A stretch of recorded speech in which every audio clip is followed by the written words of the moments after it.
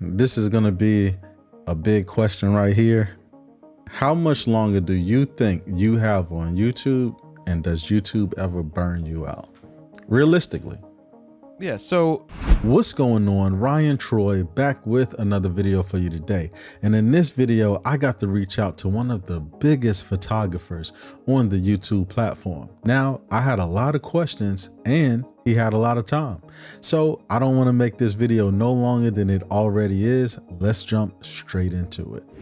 You have been somebody that has been on YouTube, in my opinion, since the beginning, right? 2010. And you've seen a lot of different things. I just want to know, what do you think as far as a person starting on YouTube right now in 2024, where we currently are, and the differences between now and when you first started? I would say you have more of an opportunity to be successful today than you did when I started. Yes, there was less people doing it, but there was no money when I started because there was no creator program. Today you have the ability to just skyrocket right out of the gate. You have the ability to latch on to something that people couldn't do in the past. There's a whole infrastructure and a whole business that can be built around YouTube. But I don't suggest that people start a YouTube with the hopes of, oh, they become big and they want to be famous, which, you know, when they interview kids today, all they want to be is a YouTuber, right? They want to be famous on the internet, and that's the wrong mentality for getting started. But I 100% think it's much easier to get. I think you have the opportunity today to skyrocket quickly if you, and maybe even not skyrocket, but just have a niche where you answer questions, or you give somebody something to listen to. In the past interview that I watched with you, I noticed if there's one thing about you is like you are very aware of the business side of YouTube. Like you run pretty much, you know, your channel and everything about Fro knows like a business, right? So my question is, when you have a lot of new people that start, and I really want to stick to the photography part of YouTube because I do feel other niches that are maybe a little broad or maybe a little easier, but now with, you know, mirrorless cameras, making it so much easier for people to be able to, you know, record YouTube videos. It's like everybody wants to teach photography. So I've learned that you are very business savvy when it comes to it. Now, sometimes when people make mistakes, it's easy for them to blame their audience in thinking, okay, I'm doing everything right, you guys just aren't watching. Is this something that you dealt with as far as learning your mistakes, and how long did it take you to learn mistakes you probably were making and correct them, instead of like blaming the audience if they didn't watch, I guess? I mean, they're not always mistakes. You also, there's a thing. Sometimes the audience doesn't want to engage with certain content. I make critiques. People love critiques, but they get 20,000 views. And yeah, 20,000 views is like I said, good, but not when you get 50, 60, 70, 80, 100,000 on other stuff. And so it becomes disheartening to see a video not do as well as you want it to do. And even though it's good content, it doesn't resonate in a YouTube world. I don't scream about algorithms. I don't talk about algorithms. It's good content will rise to the top. If you put out good content that people are engaging with and they watch it and they interact with it, you're going to do well. If you put out content that for whatever reason YouTube has deemed not super relevant, then it just doesn't do as well. My critiques don't do as well, but the people that do watch them really enjoy them, which then is leading me down more of a path to create a paid product around my next video guide. You know, the photo shoots that I do. It's hard to get people to watch something unless it has a really good title or has gear related to it. But then there's those times where you create something else and it takes off. But I don't, you know, you have to go into YouTube with the idea of what's my title, what's my thumbnail today. Right. But I also have been in this for the long game. And I think that you win on long term. We've got videos that were made 10 years ago that still get watched. Right? I've got plugs in videos from 5 years ago, the pre-pandemic or during the pandemic, that plug like FroPack 1, and we're on FroPack 4, but people then go to the FroPack 1 page and then buy the Grand Slam bundle. It's an evergreen piece of content. It's a piece of content that we made yesterday but still pays dividends today because people find it. I made the mistakes in like 2015. Peter McKinnon was shooting onto the world, the Mango Street people, the Jessica Kobasi. Kobasi's disappeared.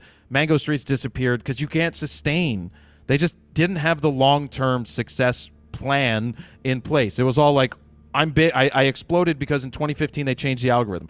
Peter is well, I mentioned they changed it to elevate new people, and they actually penalized the people that have been going for a long time.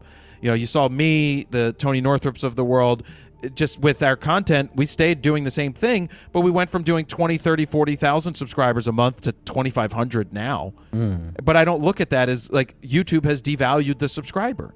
They care more about views than subscribers, and I think that's more important because they're not just showing all the subscribers your stuff. But in 2015, when things changed, I had to take a step back and look at my content. I was still doing a video a day. Right? I averaged out to a video a day for the first 7 years is what it came out to. But in doing that, I was rushing to put out content, and it didn't have as much, like, not to say polish. Steven likes to add more, polish to it. I like some of the stuff to be a little more raw. But if it's just me talking and not showing, then it's bullshit. And so if we say it, we show it. So if you're talking about a product, then show the fucking product. No one gives a shit about sitting there watching someone talk. Yeah, you can have a few views here and there, but think about, like, it's great to share information.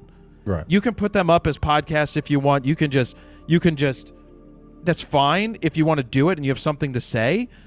But if you look at our scripted video set stuff, 80% of the video is covered with visuals. And you only see me reading or talking. Like, look at Photo News Fix. It's covered with visuals. Right. So, that's what I would focus on. So personally, when it comes to YouTube, as far as when I speak about my videos, what I try to do is, because I've shot Nikon pretty much the beginning, as soon as I started, with no plans on switching or anything like that.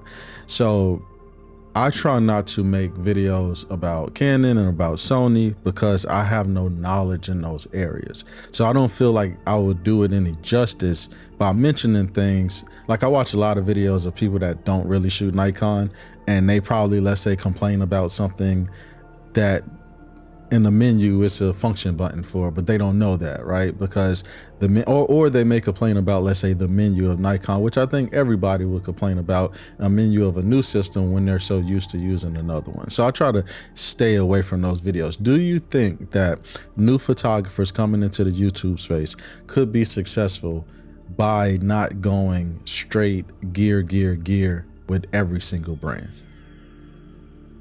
I think you limit your viewership by sticking to one brand. And if you go back to my early videos, everything was Nikon because that's what I knew. But then I started to learn how to shoot the Canon, and it's confusing at first, but I knew that I could expand my reach. Instead of just talking to people that were interested in Nikon about a lens review, why shouldn't I be reviewing a 70 to 200 Canon? Why shouldn't I be looking at a 50D, a 60D, a 40D, a 20, a 30D? Like, why should I not be doing that? And what I'll say to that from someone who just shoots Nikon, like, if that's what you do, you make content around, hey, I love my Nikons. I'm not going anywhere with this, but I thought it would be interesting to see what everybody else has to offer. And why don't we learn together how to set up this Canon? Why don't I look at the quirks or find out what's better here than what's in the Nikon, or vice versa, what's better that Nikon does? But I think that in order for me to make a real judgment and assessment on what camera system is going to allow you to do the better job, I can't say that until I actually learn the other systems. Right. And so that's where you borrow, you rent, whatever you need to do, you pick up something and you start shooting a Sony. You start shooting a Canon, and you start putting out information about those. And that's how, and to me, I rather cover all the brands than be locked into one. And we've seen people that have been locked into one, and their channels have just floundered over time because you just don't give yourself a broader reach. And if this is a business, which most people, begrudge someone like me who's turned it into a business, and that wasn't my initial intention at the beginning. My intention was to get more jobs. Instead of getting more jobs, I got a billion questions day one, and I answered every single question and made it into a video. And I realized that, I love doing this. It frees me to shoot whatever I want to shoot. I don't have to shoot weddings. I can do what I want. And so I think that, people will poo-poo the business, but you know what? If you can make a living at it, then why the hell would you not? Haters gonna hate the fact that you're being a success and they're not. I started photography. I tell people I started photography in 2009, but in reality, I started photography around 2010, 2011. I started as a retoucher, and I always knew that I wanted to get into photography, but the thing about it is I couldn't afford it. So my first camera was a Nikon D90, but one thing that really pushed me towards Nikon, and I tell my viewers and everybody that I speak to all the time, is you, because of your channel. Now, you used to have this segment, and I don't know if you remember this. This was way back in the day, and it was where you gave the community raw photos for everybody to edit, and then I guess yeah. So that's what really pushed me onto my retouching. And then when I got a camera, that's what really pushed me on to Nikon. So I guess my question is, because I've watched you grow, right? Like, I watched all of the videos from the beginning. At what point did you feel comfortable knowing that you needed to start hiring other people? And do you think that if you did not hire people, the other people that you have, whether it's editors and all of this other stuff, that you still could stay afloat today? No. If I didn't have two editors, then look, I'm not a video editor. I never was. I did the video editing at the beginning. I didn't know how to edit. That's why my videos are straight through. 5 minutes was what the D3S let me do. I could put an intro on the beginning, I could put an outro on the end, and it was about 4 minutes and 35 seconds every single video, because that camera only let me do 5 minutes. So my editing was just go straight through. Don't worry about doing any editing. I didn't have any B-roll, but when Steven came along, he started to add B-roll. And if I just stayed the same, I would have stagnated like some other channels did, because they never evolved. They still did the same content that they were doing in 2010 and 2015 and 16. And it's just, if you don't evolve or set trends and not chase trends, then you're just going to go away. So if I didn't have the employees, we wouldn't have been able to expand, because what happens is in business, if all of your time is all of your time's being chewed up by doing shit that you shouldn't be doing, that you could pay someone else to be doing, then you're not able to create the content that gets you paid. We wouldn't be able to create presets. Like, Steven and I can film today a bunch of videos, and then Dan can start editing, and Steven can take on another edit while I go and do something else. And I can keep shooting, and I can keep doing what I need to do, but I could also run the business while stuff's being edited, and then when it gets done, we post it. And so, yeah, the way that we've built it works, but you also have to have a business mind to know, how am I going to generate revenue to make this a success? I have to feed their families. Steven has a family, Dan has a family. We have to take all of that into consideration when we're generating revenue. Where do we generate our revenue? We sell a shit ton of presets. I was anti-presets until I wasn't. And if I wasn't into presets, I wouldn't be sitting in this new building right here that we bought. Not brand new, it's 130 years old. But because of the money we generate from there, on top of the money we generate from other things, sponsorship, advertising, my boot camps, it wouldn't be the same. And you have to think, what can you give someone in terms of your community to generate revenue? And if we're giving so much away, which we do, I've given away everything for free, and I offer a few things for sale. And you give, and then you ask for the sale, and if enough people purchase things, that makes it better for everybody. Right. So you got to have a business mindset for this stuff.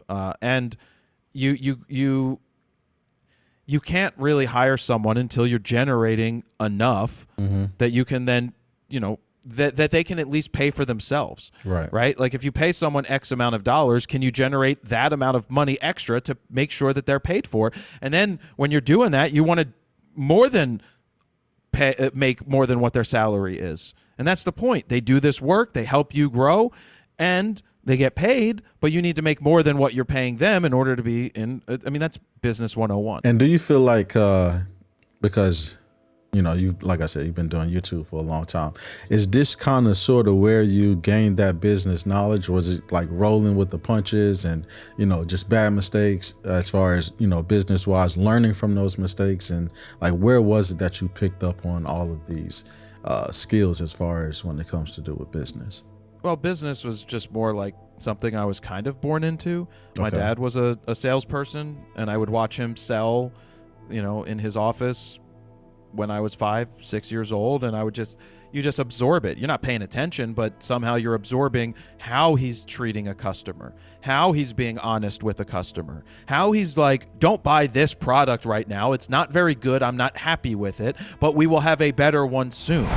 It's like I've told you guys, it's not about the first sale. Anybody can get the first sale. It's what you do after that first sale. Do they come back to you? Or did you screw them the first time and sell them something that they didn't ask for because you just wanted to push a product? Which was Ritz camera for me back in the day. Right. Or did you sell them something that was appropriate for their needs? That's what they requested. And then they're always going to come back to you the second time. So it's never about the first sale. Anybody can make the first sale. It's all about the second sale. Once they come back to you the second time, then you're locked in for good. Right? Like doing the right thing may mean that you don't make the money today, but by doing the right thing, you're setting everything up for the future. Because when people trust you and you treat them well, you don't have to worry. So you make it easy for them. But when they feel like you're trying to get every dollar out of them, and they feel like you're just being fake and disingenuine, then they don't want to work with you. But if you make it easy for them and you make them they trust you, not make them trust you, but they trust you because they trust you because you've done the right things, it makes their job easier because they don't have to work so hard. And if you take care of them, they're going to take care of you. And so in the YouTube world, I learned what not to do. Like before I started YouTube, I photographed some of these internet marketing things with these people that were making money off the internet by selling things, and I hated everything they had to say. Everything was put it behind a paywall, right? You want to do something, it's got to be a continuity program, which means they get charged every month. And their whole idea was like, you know, if it's like 30, 40 bucks, if people forget about it and their credit card gets charged. I'm like, why would I want to cheat someone? If someone's not getting value, then why do I want to take their money? Right. And so my whole thing was, I'm going to win on free. You know, I knew Gary Vaynerchuk way back in the day. I met him. I heard him speak. I like some of the ideas. I don't follow it today, but the ideas, when you break them down to the fundamentals, are if you are good at what you do, you continuously put it out, you're consistent, you can win on the long end. And I felt it was all about giving away for free and then asking in the future for payment. And so I learned by doing. I also learned by common sense. I didn't like what these other people were doing, so then I turned around and did it myself the way that I wanted to do it. Gotcha. And this is going to be a big question right here. How much longer do you think you have on YouTube, and does YouTube ever burn you out? Realistically. Yeah, so the burnout, I'll go all the way back to 2010, 8 months in. Like, I had a friend that was working with me, and we, you know, it just wasn't going to work out with two people. I started it myself, and he was helping me putting stuff out, putting out a video once a week. I allowed him to do that, helped on some back end stuff, but it just wasn't, I was like, basically what happened is they didn't agree with things I was doing, and it's called Fro Knows Photo because it's my channel. Right. And I was like, how about you start your own channel? I will promote you. I will promote your channel, but go and do it on your own so that if you don't agree with me, you can say whatever you want. Right. That's good. Right. That gives the community more stuff to talk about. That gives the community not to talk about, but that gives them other voices to listen to. And so when that happened and that split thing happened and there were disagreements, I think like I know the comments you're that talking came about. Is it a photographer that was in Brooklyn? No, Adam was fine. Adam's totally Adam fine. Lerner, that was his name, right? No, Adam Okay. Lerner's totally Gotcha, fine. gotcha. That wasn't Adam. This was a guy named Greg. Totally, Gotcha. totally different in Oh the past. yeah, the heavier set guy, right? Bigger guy. Greg Yes. was always a big dude, strong Yeah, guy. I know what you're talking but about. Yes. he had different ideas in photography, and I was like, I'll help you. I'll promote you. I'll tell people, like, look, Greg was now forming his own channel. Right. And Go he did. support him. Well, he did, but it wasn't. It didn't Right, end well right, because right. I didn't end up supporting the channel because there was a disagreement that happened. Gotcha. And it just didn't work the way that I wanted. But then, of course, people are like, Jared, you suck, and you're successful because I don't need to bring all that shit back up. But Right. those comments weigh on you, and Yeah. that was a problem. And my dad, said, one night at dinner, it's momentary. It will go away. Just keep doing your thing. Just stay focused on what you're doing. It's not a big. You know what you did. You tried to promote and help, and there's always going to be disagreements. But that stuff was a problem. But one thing because it weighs on you. But the thing that weighs on me the most was like all the notifications on my phone. Mm-hmm. As soon as I turned off the notifications on my phone, I don't get email notifications today. I don't get Instagram notifications. I don't get any social media notifications to my phone. I get texts and I get phone calls and my doorbell, right? And that's all I want. Right. Because if all you do is, if you're trained, like every time you're like, I have an Apple Watch, I don't get notifications on it. It's for a phone call, and it's only for a phone call to check the time, and if the doorbell rings, I can go answer the doorbell. I don't text on it. I don't get pings for notifications because my pocket vibrating in 2010 every 3 seconds because a new email came in was a problem. Right. That starts to fuck with your head because you can't ignore it once it pings your pocket. Mm-hmm. So I turned it off. And when I reply to comments, I go back, I look, I check my social media, I go on Instagram, but I don't need a notification that Joe Schmo just liked my post. Joe Schmo shared my post. I don't need 1,000 notifications every minute. Right. And so the best thing that happened, like burnout happens because you just, it becomes overwhelming. Or you start comparing yourself to other people. And the more you start looking at what other people are doing and then worrying about, oh, I should do this, I should do that, it becomes overwhelming and you start questioning what you're doing. And you need to just stay focused on what you do and not worry that someone else is making a piece of content or whatever they're doing. You need to focus on what makes you you. Right. And so another thing that I did is I started unfollowing people on Instagram because I like going on Instagram, but I started unfollowing things that piss me off. No, and they may not be doing anything wrong, but I'm like, you know what? I don't like this person's information. Right. I'm not going to follow them anymore. Gotcha. And by ignoring it and not seeing it, I feel so much better. Right. Right. And like I have someone helping me with TikTok right now just to test some stuff out, but I'm like, you're in charge. Right. I do not want to chase numbers. I do not want to open it and be like, oh shit, this first video got 350,000 views and then the next one gets 300 and worry about it. I don't fucking care. But You deal with it, but I don't care. But in the same breath, I do feel personally that if you saw the type of success that you see with YouTube and TikTok, then your focus may shift a little bit. Is that I fair don't want to to say? shift it. No, because it's false. It's false advertising. Someone with a million TikTok followers is not as powerful as someone with 1 million YouTube subscribers. Really? In Because- 2024? Fuck yeah, 100%. Really? Okay. You could not fill a room. This goes back like two years ago or something when people were talking about VidCon, where a YouTuber with 200,000 people could have 500 people show up to hear them speak. A TikToker with 8 million follows couldn't fill a room with 40 people. Because no one fucking cares. Because TikTok is just about swiping your finger, not just to get that fix every single second. And you're not following someone and then checking back on their channel. You have to manually go do that.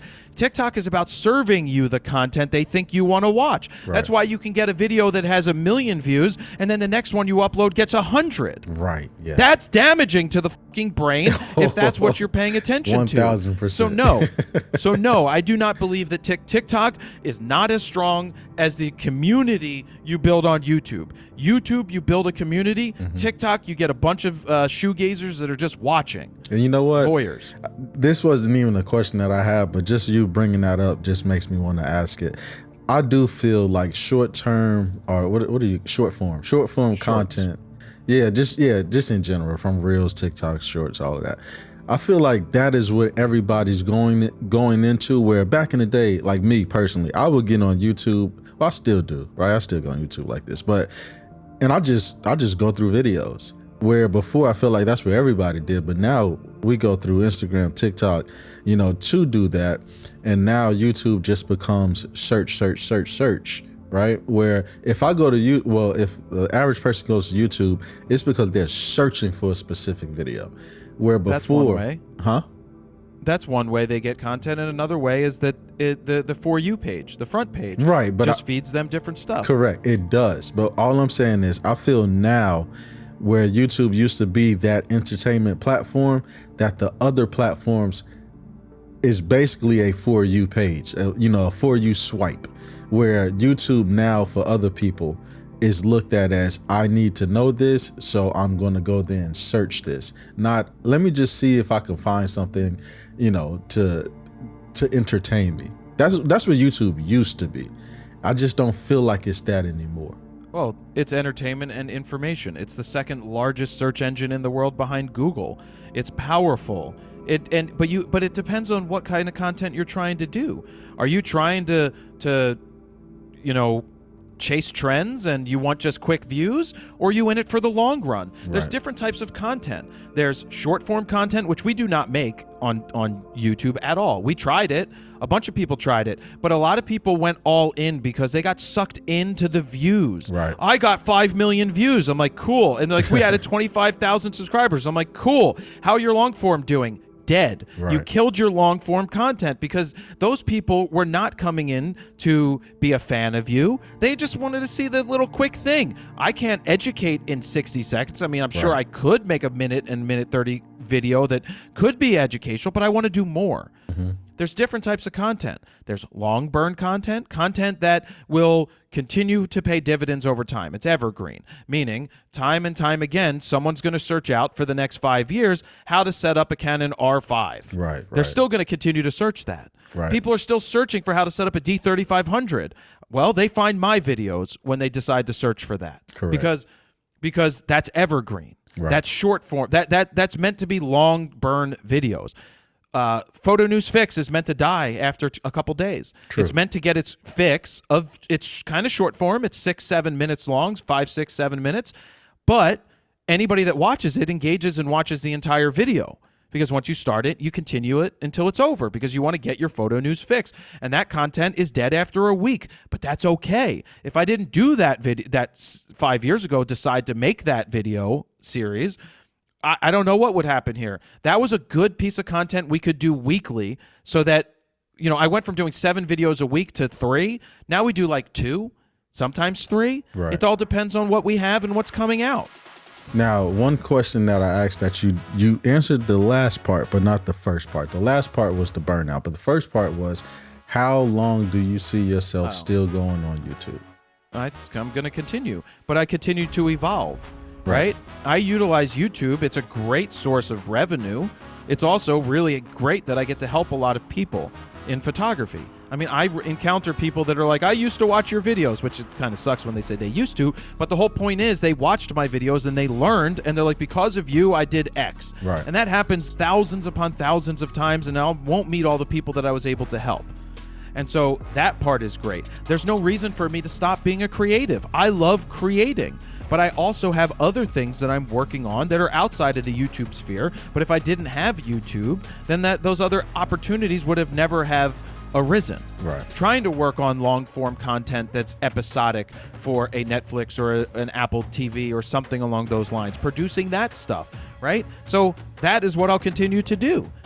You continue to evolve. I don't see a reason to stop. I don't face burnout anymore, knock on wood, right? I don't face it because we're okay.